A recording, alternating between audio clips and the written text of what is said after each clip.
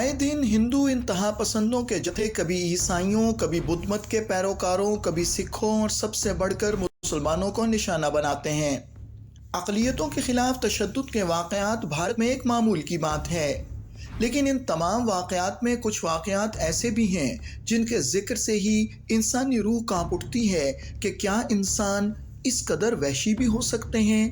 جی ہاں، آج سے 21 سال پہلے بھارتی ریاست گجرات میں 27 فروری 2002 کو جب نریندر مودی گجرات کا وزیر اعلیٰ تھا، ایک منظم سازش کے تحت مسلمانوں کا قتل عام کرایا گیا۔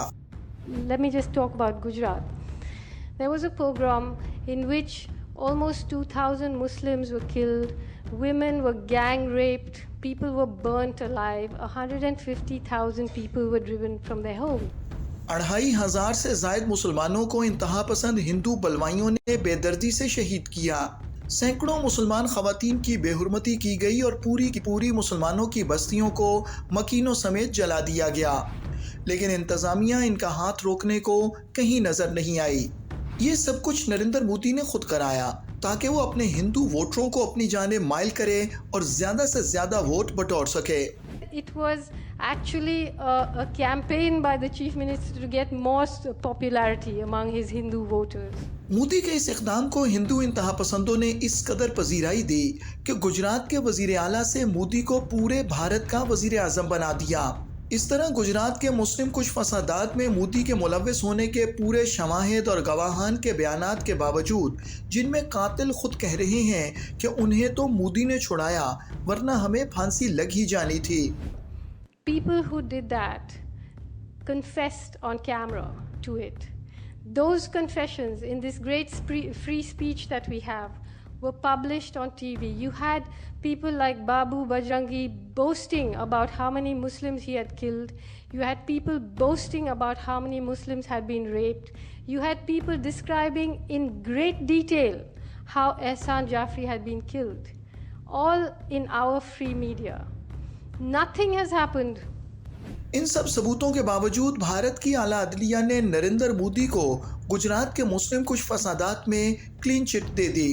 بلقیس بانو کے خاندان کے 9 افراد کو قتل کرنے اور اس کی اجتماعی بے حرمتی کرنے والوں کو باعزت بری کر دیا گیا۔ ہندو انتہا پسندوں نے ان کی آزادی کا جشن منایا اور مٹھائیاں بانٹیں، جبکہ گجرات کے معصوم لوگوں کے حق میں آواز اٹھانے والی ٹیسٹا سٹیلوات کو گرفتار کر لیا گیا۔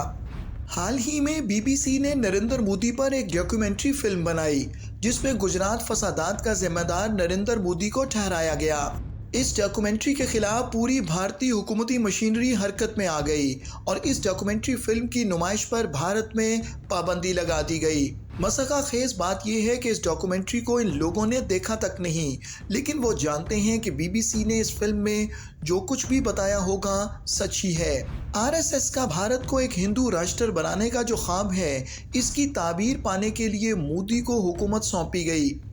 جب سے نریندر مودی نے حکومت سنبھالی ہے، پورے بھارت کی باغ ڈور انتہا پسند ہندوؤں کے ہاتھ میں آ گئی ہے اور وہ ہندوستان صرف ہندوؤں کے لیے کے خواب کو پورا کرنے کے لیے سرگرم عمل ہے۔ اس خواب کی تکمیل کے لیے وہ بھارت کی تمام اقلیتوں کو ختم کر دینے کے درپے ہیں۔ عیسائیوں کے گرجا گھروں پر حملے، سکھوں کے گردواروں پر حملے اور ان کا قتل عام آج کے بھارت میں معمول کی بات ہے۔ ان انتہا پسند اور دہشت گرد ہندو جتھوں کا سب سے بڑا ہدف بھارت میں بسنے والے مسلمان ہیں۔ یہ ہندو انتہا پسند نہ صرف بھارت میں ہندوتوا کا جھنڈا لہرانا چاہتے ہیں، بلکہ ان کے جنونی رہنما برملا پوری دنیا میں ہندوتوا کا جھنڈا لہرانے کا اعلان کر رہے ہیں۔ اب کچھ کرنے کی آوشکتا ہے، اپنی طاقت کا احساس کرانے کی آوشکتا ہے۔ یہ ہندوتو کی صدی ہے اور ہندوتو کی صدی کیول بھارت کی نہیں، دنیا کی صدی ہوگی۔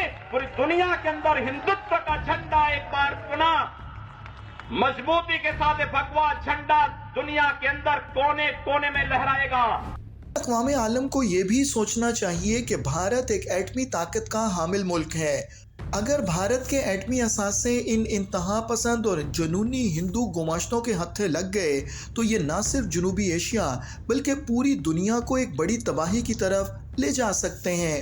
یہ بہت بڑا ناسور ہے دنیا کے لیے، اور یہ خود پچھلے 13 سال سے اٹامک بام RSS بنانے کی کوشش کر رہی ہے، اور ان کے ہاتھ میں اس وقت انڈیا کی نیوکلیئر کمانڈز ایک دہشت گرد کے ہاتھ کے اندر ہیں، اور کچھ بھی ہم ایکسپیکٹ کر سکتے ہیں، کیونکہ ان میں صرف ان کو خون کی لت ہے اور پیاسے ہیں خون کے، اور یہ کسی ایکسٹینٹ پہ جا سکتے ہیں اپنے کھنڈ بھارت کا نیریٹو۔ دراصل عالمی طاقتیں اس حقیقت سے واقف ہیں کہ بھارت میں انسانی حقوق کی شدید خلاف ورزیاں ہو رہی ہیں، لیکن بھارت سے کیونکہ ان کے معاشی مفادات وابستہ ہیں اس لیے اس سے صرف نظر کر رہے ہیں، لیکن ان کی یہ خاموشی ایک دن پوری دنیا کو بڑی تباہی سے دوچار کر سکتی ہے۔